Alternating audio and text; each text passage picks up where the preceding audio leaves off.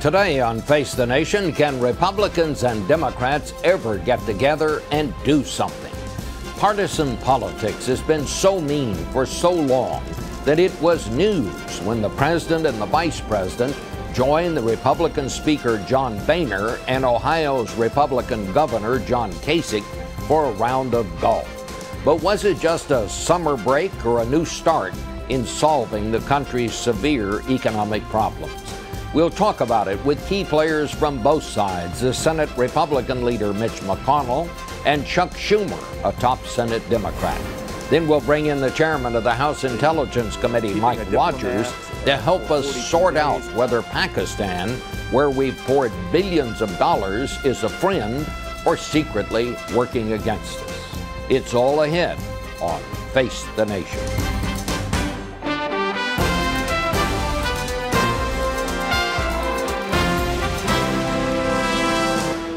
Face the Nation with CBS News Chief Washington Correspondent Bob Schieffer. And now from Washington, Bob Schieffer. And good morning again, and welcome to Face the Nation. The Republican leader Mitch McConnell joins us this morning from Louisville, Kentucky. Well, Senator, you have seen by now the pictures of the Speaker of the House and the President playing golf yesterday. You think anything will come out of that? Is that, do you think it will help break this gridlock we've got here in Washington? Well, it couldn't do any harm. I assume Boehner let the president win. Well, let's talk. Let's get down to business here. You know, Republicans say over and over the way to create jobs is by cutting taxes, bringing the deficit down. But do you believe that there's anything else that the government can do to get people back to work? Because every survey shows that while deficit reduction is on people's mind, what is really bothering them is unemployment. Is there anything else that can be done besides cutting taxes and reducing spending? Well, we need to quit doing what we've been doing. It's obvious that the stimulus, borrowing all that money and spending it basically on government employees, didn't do any good. If you talk to business people, and Bill Daley, the president's chief of staff, did recently, you find out their biggest complaint is overregulation. You know, the federal government with that stimulus money hired 250,000 new employees. These people are busily at work trying to regulate every aspect of American life, in health care, financial services, through the Environmental Protection Agency, really sort of bureaucrats on steroids that are freezing up the private sector and making it very difficult, Bob, for them to grow and expand. You know, you've seen the reports that they've got $2 trillion in cash. The reason they're not investing that in hiring more people is the government has made it very expensive to expand employment. So do Republicans have any plans to do anything on the unemployment front, or are you just going to let things take their course? No, I think what we're doing is encouraging the president to quit doing what he's doing, quit overspending, and we're hoping with the debt ceiling discussions we can begin to address deficit and debt. And second, they need to quit overregulating the American economy. This is something they could do on their own. They don't have to come to us for permission to rein in these regulators who are really at work across the American economy, making it very, very difficult for businesses to function. All right. You know, at an economic town hall that aired on CBS Early Show earlier this week, your colleague, Republican Senator Tom Coburn, said that the reason that Democrats and Republicans can't get together is because people in both parties are simply more interested in their own political survival than they are in doing what needs to be done. He said you just don't have the courage to step up to the plate and do it. Do you believe he's right about that? Well, I sure hope not. I mean, we're going to have an opportunity here very soon in connection with raising the debt ceiling to see whether both sides can come together and address this enormous problem. You know, when the chairman of the Joint Chiefs of Staff, our top military guy, when asked what is our biggest national security problem, says the debt. When Erskine Bowles, co-chairman of the President's Deficit Reduction Commission and former Bill Clinton chief of staff, says this is the most predictable crisis in history.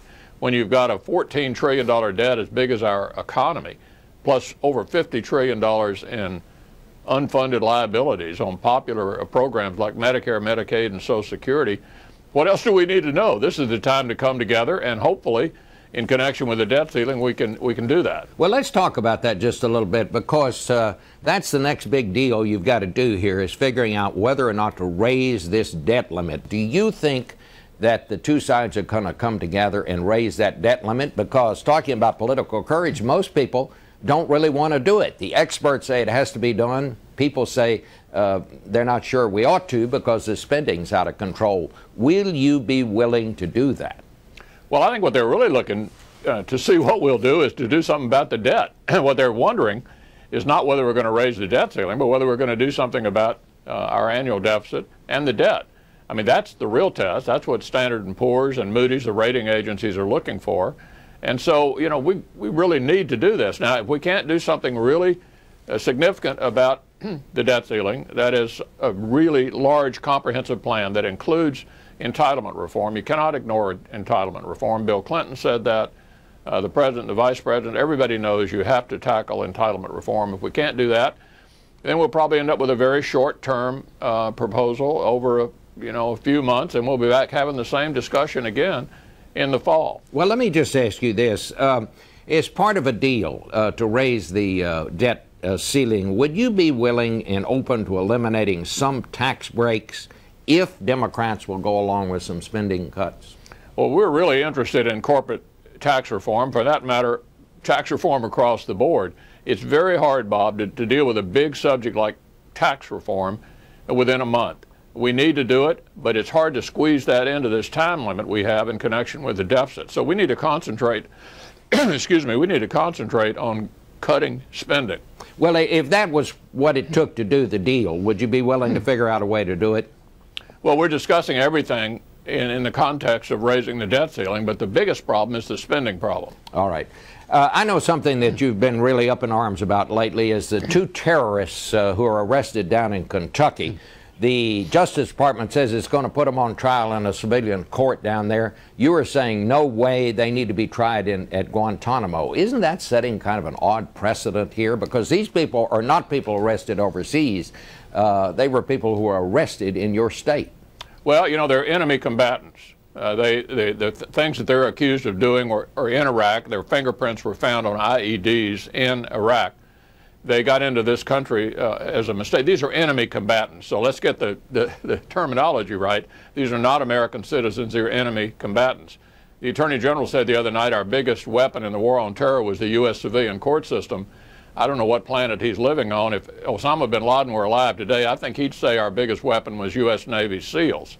Look, foreigners are not entitled to be tried in the U.S. court system, particularly if they are enemy combatants. And that's what these are, enemy combatants. They should, the Attorney General has the choice. He just made the wrong choice. They ought to be tried in military commissions. This is a no-brainer. These foreigners who are exploding IEDs in Iraq shouldn't be tried in a U.S. court system in Bowling Green or anywhere else. All right. Well, Senator, I'm sorry we're running out of time here, but I want to thank you for sharing this part of Father's Day with us. Thanks for being with us. Thank you, Bob. And now we get the other side of the story. One of the top Democrats in the Senate, Charles Schumer, he joins us this Father's Day from our New York studio. I understand, Senator, you're about to go play golf with your dad this morning and your brother. And how old's your dad? He's 88, and for Father's Day, we're taking him out to play golf. Praise God, he can still play. That's he hits great. The ball not too far, but very straight. All right. Well, let's listen. Let's talk a little bit about what Senator McConnell just said. He said the stimulus package did not work, and the main problem with getting people back to work is simply to stop the president doing what he's doing. Democrats are going to be vulnerable on this, are they not? I mean, what's your reaction to what Senator McConnell just said? Well, you know, my reaction is Senator McConnell didn't say one thing about how to create jobs. And we should be doing that. We should be doing, deficit reduction is necessary, but not sufficient. And there hasn't been enough focus on jobs and job creation. And we Democrats are going to put forth an agenda this summer and this fall, jobs first. Now, economists will tell you, or rather, you look at the election, and there were two mandates. One, get the deficit down, get rid of wasteful spending. But two, and even more important, create jobs and get the economy growing. And economists will tell you that one of the best ways to do that, we're going to look at two things. One is infrastructure, and one is some kind of encouraging of employment. Now, economists will tell you that when you build infrastructure, it creates new jobs. And we should be doing something like that. Our roads, our highways, our water and sewer, that's the old type of infrastructure, and we should be doing some more of that. We should also be doing some new types of infrastructure, like a national power grid, making sure every home gets broadband. And we have a bunch of different ideas to do that. Barbara Boxer has a highway bill. There's an infrastructure bank, Build America bonds, and helping green jobs. And then we will also look at a payroll tax holiday for employers. That's one of the possible proposals. And what we would say is an employer who hires a new employee, an additional employee, gets a payroll tax holiday for a year. And that's aimed at sort of bringing our Republican colleagues along to do something. If they're against a business tax cut to help employment, they've always been for business tax cuts in the past, you got to wonder, maybe they don't want the economy to grow. Our overall guidepost is this. We want to do deficit reduction, and we have to. There's a $14 trillion deficit. We should have as a goal, as a guidepost, for every trillion we cut in the deficit, we should seek to create 1 million jobs in the short term. And we can do both. Economists will tell you we need to deal with deficit reduction over the next 10 years, but we need to deal with job creation now. Well, you're certainly talking, both. You're really talking about some very grandiose plans there when you're talking about a big new construction bill, cutting the payroll tax. I guess the first question has to be, how are you going to pay for any of this? Well, you know, the bottom line is they should be factored into the 10-year deficit reduction plan. But in the immediate, you need to get this economy going. We only created 54,000 jobs in May, and that was a shot across the bow. And just about, you know, the vast majority of economists, including some conservative economists, say if you're not going to create jobs, we're never going to get out of this rut, and we will never really reduce the deficit either. Well, you heard what Senator McConnell said. He said the stimulus that the president put forward last time out just didn't work. Why do you think this will work? Yeah, he didn't state it correctly. About 40% of the stimulus was a tax cut. About 25% were infrastructure jobs. And yes, some of the jobs were saved were teachers and firefighters and cops. Those were the government jobs he's talking about, jobs that help our kids and help keep our streets safe. And so the bottom line is that the stimulus probably prevented us from going into a depression, a deflationary spiral. Most economists say it was successful.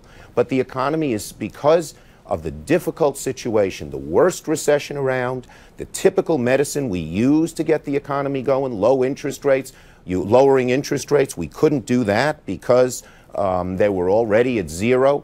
If to just sit there and twiddle your thumbs and say, we're not going to do anything to create jobs and get the economy going, is flying in the face of good economics and what the American people have ordered us to do, both things. Reduce the deficit, but create jobs. Let me ask you about this. The Association of Retired People, ARP, their spokesman said last week that they are willing to discuss a reduction in Social Security benefits as part of reform. Now, he said it's got to be down the line, not affecting people now. Do you see this as a significant statement? I mean, what do you make of that? Well, actually, the main thing they said, which is something Democrats agree with, is that Social Security should not be part of the deficit reduction plan. That makes sense. Why? First, it is not adding to the deficit. Social Security isn't. It has its own trust fund. And second, it's solvent till 2037. Our deficit problem is more immediate than that. And caused by other things. So we ought to, here is my view what we ought to do, and I don't know if it's that different than AARP. I don't know the details, and they sort of backtracked a little bit yesterday. But my view is we ought to first solve the deficit problem and get America working again. Once we do that, we should look at Social Security because it does have to be dealt with, but the way to do it is the way we did it in 1983. When Democrats and Republicans, led then by Moynihan and Greenspan, get together, figure out a plan, and present it to all of us. Anyone who says do this, don't do that, don't do this ahead of time is making it harder to solve that problem. Senator, we're about out of time, but let me just ask you quickly about Afghanistan. The president's going to have to make some hard decisions here pretty soon about whether to make a minimal withdrawal of our troops from Afghanistan, which seems to be what the Secretary of Defense is talking about these days, or make a major withdrawal. Where are you on that? Well, my view is that the success our troops have had and the great job they've done over the last 10 years, culminating in the elimination of bin Laden, has given us the ability to protect ourselves with fewer troops. The drones, they are doing a very, very good job. And it seems that we can keep America safe with a significantly fewer amount of troops using the drones. A mission that involves nation building, I'm dubious of that. It's very costly in terms of both life and treasure, and we have huge deficit problems here in terms of the treasure part. So you want Karzai as the head of this country, it's a large country, a tribal country, a divided country where none of his countrymen seem to like Karzai. I think we should just focus on the first mission, protecting ourselves, and I think that can be done with significantly fewer troops. All right. Well, Senator, thank you so much. Happy Father's Day. We'll be back in a minute to talk about that with the head of the House Intelligence Committee, Mike Rogers. In a minute.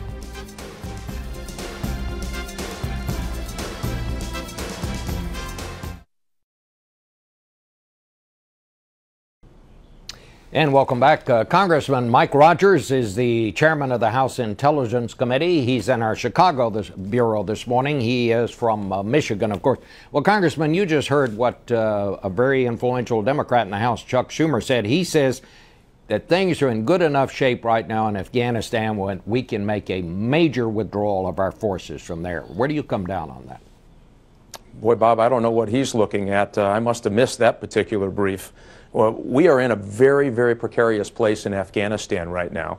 And we can't, what it seems to me is there's a political solution that's trying to find a military component to it versus the other way around. We need to apply a military solution to our problem there and then talk about it to the American public. And I think this administration's weakness is they want to have those successes. I think they truly do want to keep America safe, but they want to do it politically first and then find the military component. We need to flip that around. They need to be able to come to the American people and explain where we are. If we're arguing if it's 2,000 troops or 5,000 troops, we have completely missed the point of what the threat of safe haven is in Afghanistan. Well, I think he's talking about more than 5,000 troops being drawn out of there. Let's say the president does decide to make a major withdrawal. What do you see happening? Well, if you do it because that's the solution that we want versus the reality that we find, I think we're gonna find ourselves in trouble. And I think that's what Secretary Gates has been saying. We shouldn't base this on some political calculation. We've got a 30,000 troop surge. This is the spring offensive. This is when the Taliban thinks that they rock us back. The administration's already talking about suing for peace, if you will, with the Taliban, which I just think is a disaster for what our real objectives are. And if our objectives are to mollify political concerns back at home, that's one thing. I think that's a disaster. If it is to actually take Afghanistan off the safe haven list, and remember, this wasn't about Osama bin Laden. It was about Osama bin Laden being able to operate in a safe haven of Afghanistan, and part of that component was the Taliban. We need to make sure that Afghanistan can defend itself when we leave. If we do anything short of that, I think we do a huge disservice, and guess what? We will be back there in the future, and I think that's a serious mistake. You know, a lot of Americans, I mean, it really knocked their socks off this week when they pick up the New York Times and read that Pakistan, where we have poured billions of dollars into, which is supposed to be our ally in all this, we find out that the Pakistan military has gone out and arrested the people who tipped us off to where Osama bin Laden was hiding in Pakistan. What's going on here, Congressman? Yeah, well, and first of all, many of those people had absolutely nothing to do with our effort on finding Osama bin Laden, and that is horribly unfortunate. I just returned from Pakistan last week, had some very hard, candid conversations with General Kiani, who's head of the Army, and Pasha, who is head of the intelligence service, both general officers. And I've been going there for 6 years trying to work this relationship to one degree or another. And I have to tell you, Bob, I am more pessimistic coming out of this trip than I have been in the past. Pakistan needs to understand that there is no such thing as a good terrorist. They have played a very dangerous game in the past. They have been helpful to us.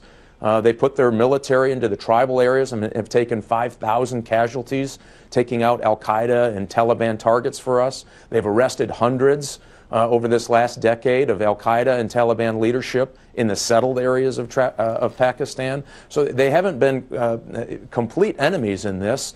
They have been helpful. At the same time, they're playing this very dangerous game of destabilization by having elements of the ISI and the Army sympathetic to the Taliban. What can we do about and al-Qaeda this? elements. I mean, what can we do about this? Well, one thing, we have to understand who they are. Pakistan today is an army with a country, not a country with an army. And we have to start dealing with them, I think, in that context. We have to lay out some benchmarks. And I have been very reluctant to do this in the past, having Congress lay out the benchmarks. I don't see any other way that we are going to continue a working relationship if we don't lay out some benchmarks for Pakistan. I think the support for there is important. They're a nuclear country. They're one of the few, matter of fact, maybe the only growing nuclear state in the world, which is concerning enough. But they also have this huge terrorism problem within their own country. So they have all of these dynamics. So we have to be there. We're going to have to continue to work with them. They do help us in some ways, but this is incredibly concerning when they continue to have these problems with helping bad guys. The IED factory that was reported in the press is a great example. These arrests around the neighborhood in Abbottabad, very, very concerning. It just sends the wrong message that they've gotten the lesson. Good. I take your point, Congressman. Ahead, I'm sorry we've run out of time. Thank you so much. Back in a minute. Hey, thanks, Bob. Appreciate it. This portion of Face the Nation is sponsored by Siemens. Siemens works with cities across the U.S. to create answers that will last for years to come.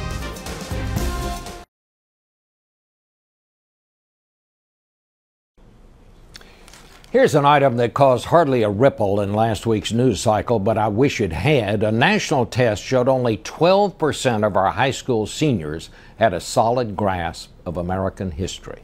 Tested on 7 subjects, including math and science, America's high school seniors scored lowest on American history. Experts cited various reasons, but the Education Secretary Arne Duncan said it best.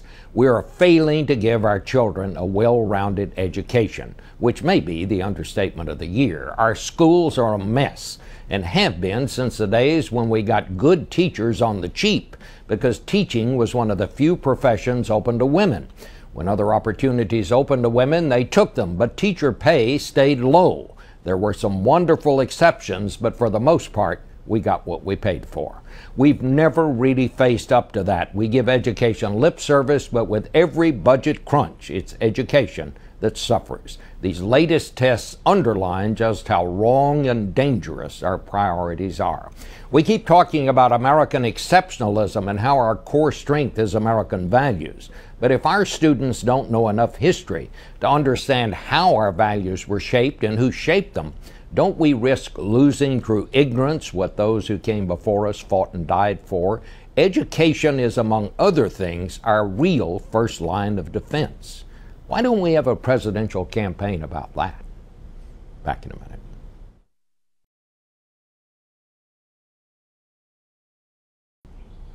And that's it for today. I hope you'll join us next week when Republican presidential candidate Michelle Bachmann will be our guest. We'll see you then, and happy Father's Day to all.